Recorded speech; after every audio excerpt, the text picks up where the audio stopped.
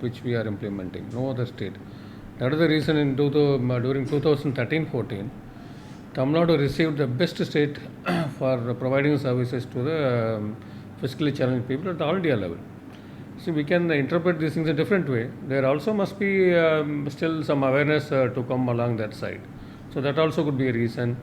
We are reaching the physically challenged people in a much better way than any other state government. Social welfare department is divided into two.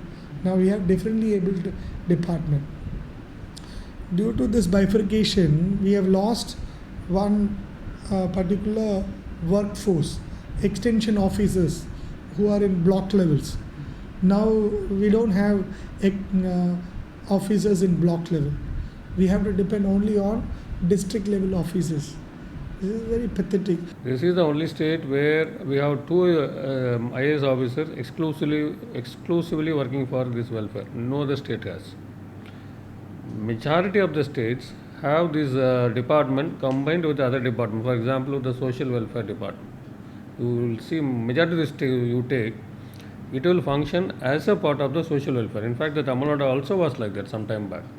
Now it has become a separate department. There is a principal secretary sitting above me, exclusively looking after the welfare of the physically challenged people, and I am the commissioner here. Many times the commissioner has no.